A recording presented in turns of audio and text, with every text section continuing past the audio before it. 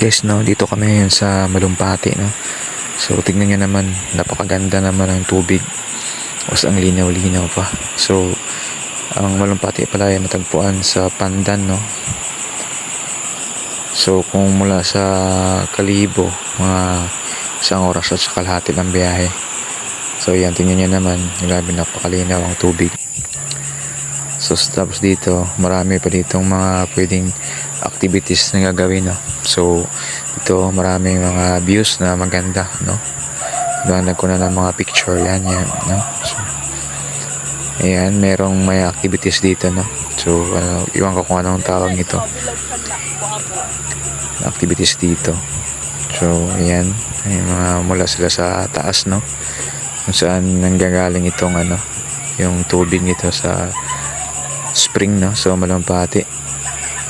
Tapos grabe ang tubig dito, no. So napaka linaw na, tsaka napakalamig pa. So pagpunta namin dito, so marami talagang tao, no. Sabado ito yung pumunta kami dito.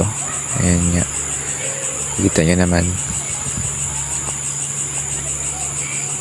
yan, blue na yung tubig, sa grabe sa kalinaw.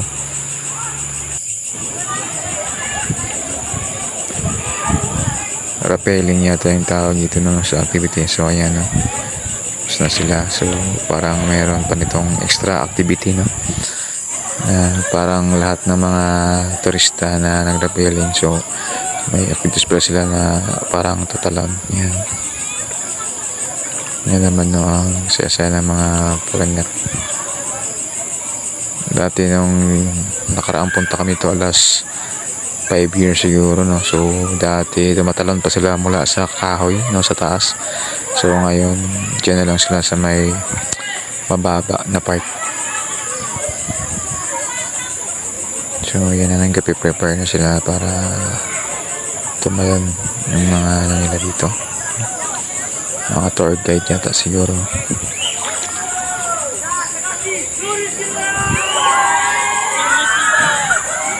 So ayan na, no, tumalon na sila.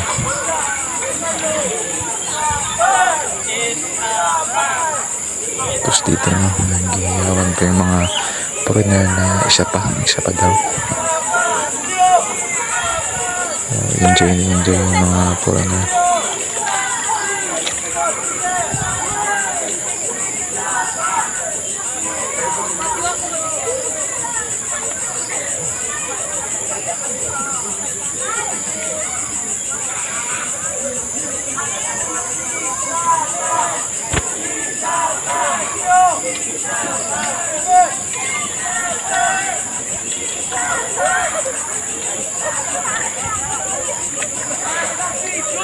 Ayan, nag-ready pa sila magtalon ulit, no.